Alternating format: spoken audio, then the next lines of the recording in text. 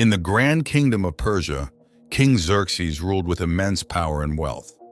His palace in the city of Susa was a magnificent display of luxury and grandeur. The palace was adorned with golden columns, intricate carvings, and lush gardens that stretched as far as the eye could see. The king often held grand feasts and celebrations, showcasing the wealth and splendor of his empire. Queen Vashti was the queen of Persia, known for her beauty and grace. She was adored by the people and admired for her elegance and poise. Queen Vashti lived in the women's quarters of the palace, surrounded by maids and ladies-in-waiting who attended to her every need. Despite her privileged position, she was kind and generous, always looking out for the well-being of those around her. One day, King Xerxes decided to throw a lavish banquet that lasted for 7 days. This grand event was attended by nobles, officials, and dignitaries from all over the kingdom.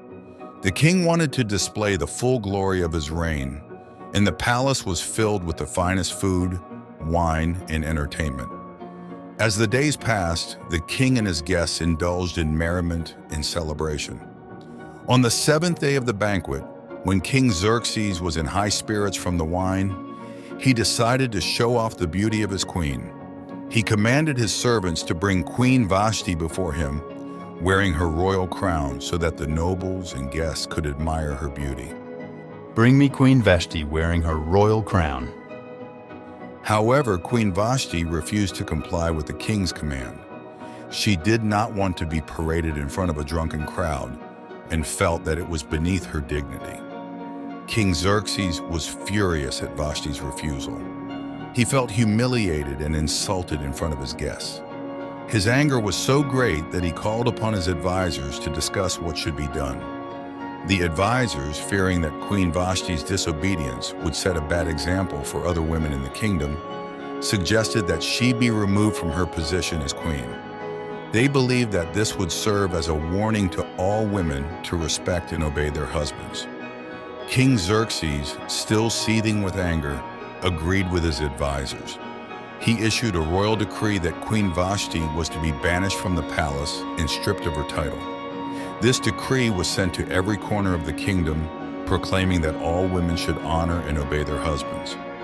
Queen Vashti's fall from grace was swift and harsh, and she was never seen in the palace again. With Queen Vashti gone, King Xerxes began to feel the weight of his loneliness. He missed having a queen by his side and decided that it was time to find a new one. He issued a decree that all the beautiful young women in the kingdom should be brought to the palace, where one of them would be chosen to be the new queen. In the city of Susa, there lived a young girl named Esther. Esther was an orphan, which means she had lost both her parents. However, she was not alone, as her cousin Mordecai had taken her in and raised her as his own daughter. Mordecai was a kind and wise man who worked at the palace gate. He loved Esther dearly and took great care of her. Esther was known for her beauty, but it was her inner qualities that made her truly special. She was kind, gentle, and had a heart full of love and compassion. Mordecai had taught her well, and she grew up with a strong faith in God. When the king's decree reached their home, Mordecai encouraged Esther to go to the palace and take part in the selection process.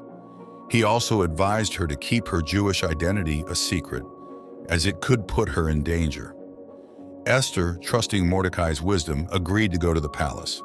She was taken along with many other young women from all over the kingdom.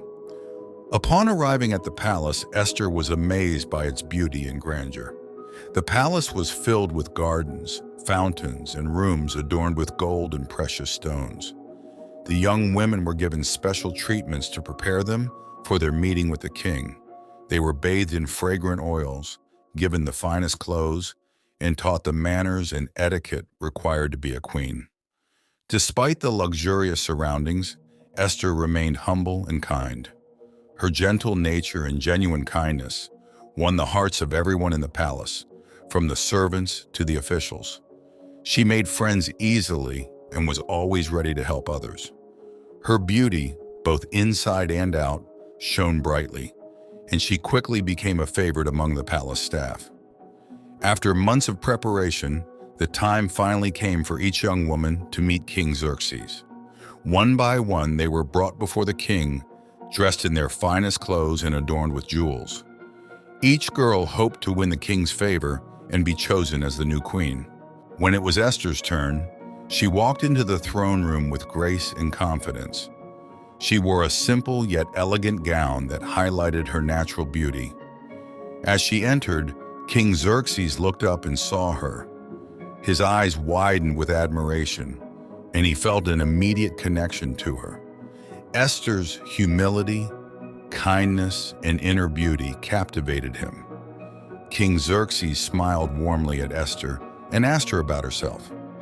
Esther spoke with grace and wisdom, her voice calm and steady. She did not boast about her beauty or seek to impress the king with grand gestures. Instead, she let her genuine nature and kind spirit shine through. The king was deeply impressed by Esther. He saw in her the qualities he desired in a queen. Not just beauty, but also kindness, wisdom, and a humble heart. He knew in his heart that she was the one he had been searching for. King Xerxes chose Esther to be his queen, and she was crowned with a beautiful crown and given a royal robe. The entire palace celebrated the new queen. Esther's life changed forever, but she remained true to herself. She continued to visit Mordecai often, seeking his advice and sharing her experiences with him. She remained humble, kind, and faithful to God. As queen, Esther enjoyed the luxuries of palace life. She lived in grand quarters, wore the finest clothes, and dined on the most delicious food. However, she never let the luxuries change her. She remained humble and kind, always looking out for the well-being of others. Esther continued to seek Mordecai's advice and wisdom. She trusted him completely and valued his guidance. Mordecai, who worked at the palace gate, kept a watchful eye on the kingdom's affairs and often shared important information with Esther. One day, while Mordecai was at the palace gate, he overheard a plot against King Xerxes. Two of the king's guards were planning to harm him. Mordecai was shocked and knew he had to act quickly. He sent a message to Esther, telling her about the plot. Esther, trusting Mordecai completely, informed King Xerxes about the danger. The king was grateful for the warning and immediately took action to stop the plot. The guards were arrested, and the king's life was saved. King Xerxes was even more appreciative of Esther and Mordecai's loyalty and bravery. He made sure their good deed was recorded in the royal chronicles, ensuring that their act of courage would never be forgotten. However, peace and happiness were short-lived. A man named Haman rose to power as an important advisor to King Xerxes. Haman was proud and selfish, and he demanded that everyone bow down to him as a sign of respect. Mordecai, being a devout Jew, refused to bow to anyone but God. This infuriated Haman, and he decided to punish Mordecai and all the Jewish people in Persia. Haman went to King Xerxes and convinced him to pass a law that would allow the destruction of all the Jews in the kingdom. He twisted the truth and portrayed the Jewish people as a threat to the king. King Xerxes, trusting Haman, agreed to the plan and issued the decree. When Mordecai heard about the decree, he was heartbroken. He tore his clothes, put on sackcloth and ashes, and went into mourning. He knew that their only hope lay in Esther. Mordecai sent a message to Esther, begging her to go to the king and plead for their people's lives. Esther was terrified. She knew that approaching the king without being summoned could result in her death. But Mordecai's words gave her strength. "Perhaps you became queen for such a time as this." Esther knew she had to act, no matter the risk. She prayed to God for courage and wisdom, seeking his guidance and strength. With a heart full of prayer and determination, Esther decided to approach the king. She dressed in her most beautiful royal robes and made her way to the throne room. As she walked, her heart pounded, and she prayed for the king's favor. When King Xerxes saw Esther standing in the inner court, he was surprised but pleased. He extended his golden scepter toward her, a sign that she was welcome to approach. Esther touched the tip of the scepter, and the king asked her what she desired.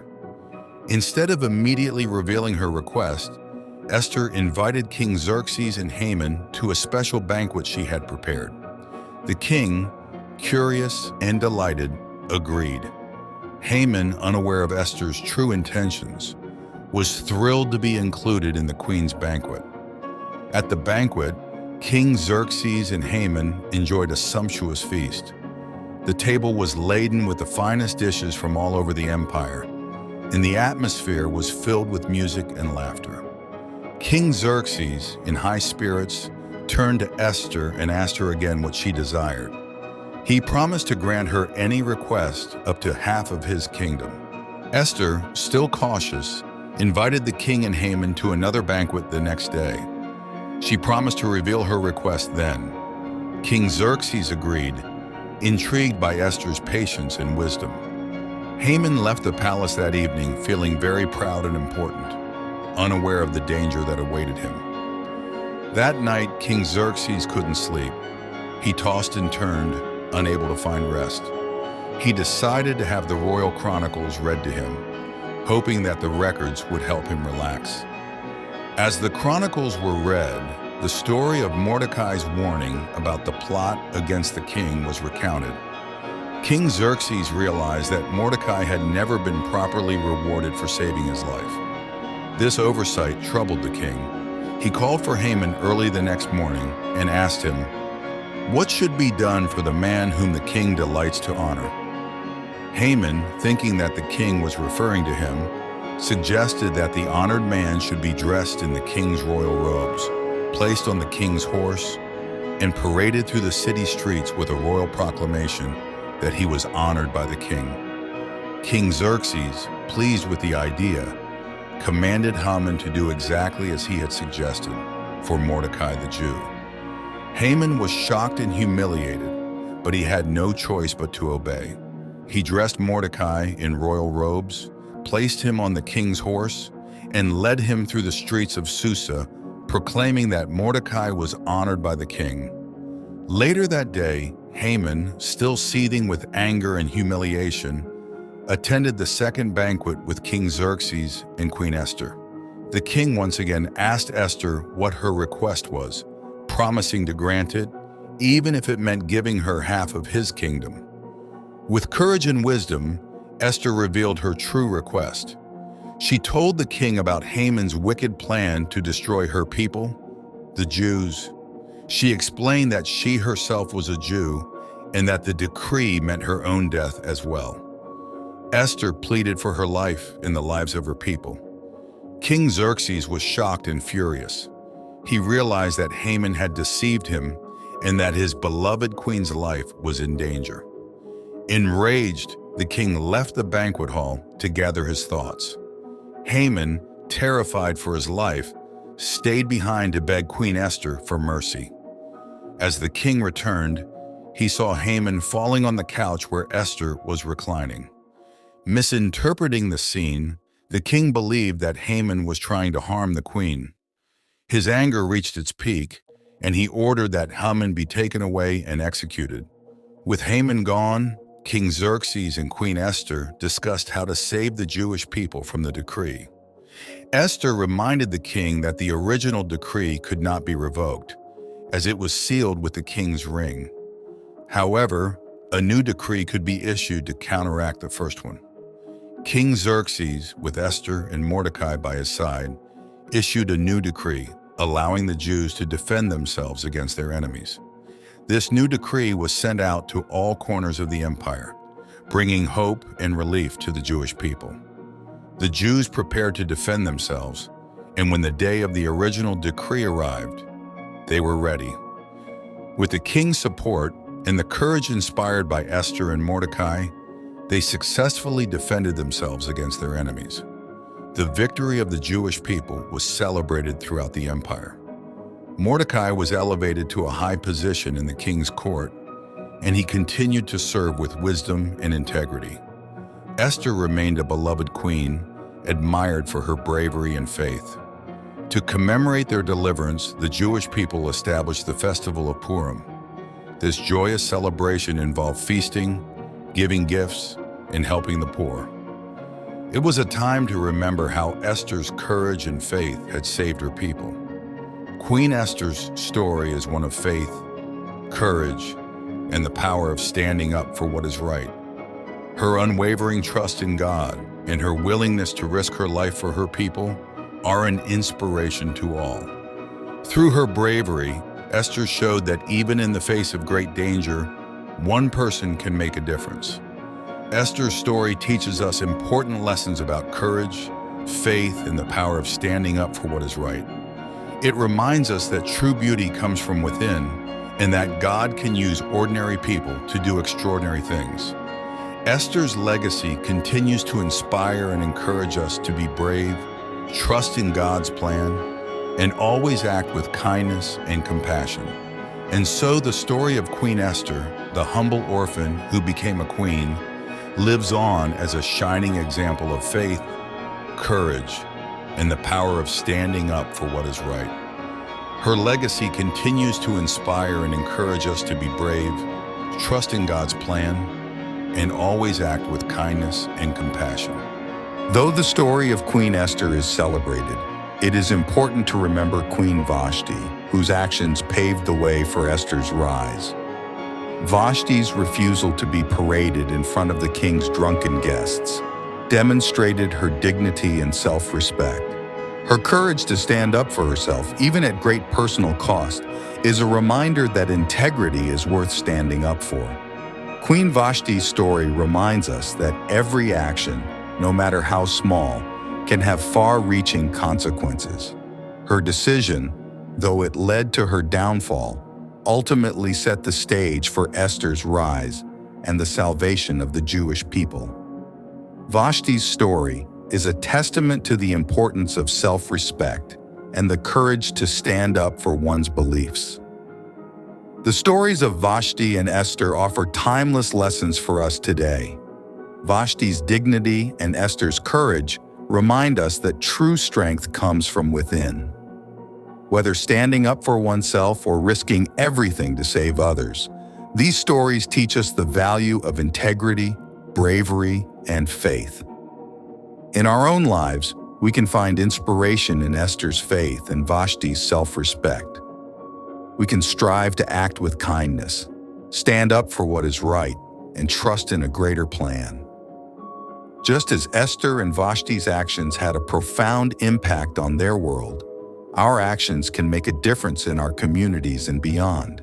The legacy of Queen Esther and Queen Vashti continues to inspire people of all ages.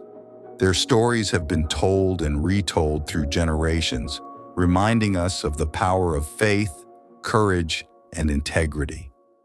Esther's bravery in the face of danger and Vashti's refusal to compromise her dignity are examples of how ordinary people can achieve extraordinary things. As we reflect on their stories, we are encouraged to live with the same principles of faith and courage. We are reminded that our actions, guided by integrity and kindness, can create ripples that affect the world in ways we may never fully understand. The festival of Purim, established in honor of Esther's bravery and the deliverance of the Jewish people, is celebrated with joy and gratitude. It is a time to remember the miracles that happened and to celebrate the courage and faith that brought about those miracles. During Purim, people dress in colorful costumes, share festive meals, and give gifts to friends and the poor. It is a time of joy and generosity, reflecting the spirit of the deliverance that Esther helped bring about. The story of Esther is read aloud, and the name of Haman is drowned out with noise and boos, symbolizing the triumph of good over evil. The story of Queen Esther has a lasting impact on all who hear it. It is a story of hope and the triumph of good over evil. Esther's courage to stand up for her people and her unwavering faith in God's plan remind us that we too can make a difference, no matter the circumstances. Esther's story continues to be a source of inspiration and encouragement. It teaches us that with faith, courage, and integrity, we can face any challenge and overcome any obstacle. Her legacy lives on in the hearts of those who are inspired by her bravery and faith. The story of Queen Esther, from her humble beginnings as an orphan to her rise as a beloved queen, is a timeless tale of faith, courage, and the power of standing up for what is right. Her bravery saved her people and established a legacy that continues to inspire generations. As we celebrate the festival of Purim and remember the story of Queen Esther, we are reminded of the importance of faith, courage, and integrity in our own lives. We are encouraged to act with kindness, stand up for what is right, and trust in a greater plan. The story of Queen Esther is a shining example of how ordinary people can do extraordinary things, and her legacy will continue to inspire and guide us for generations to come.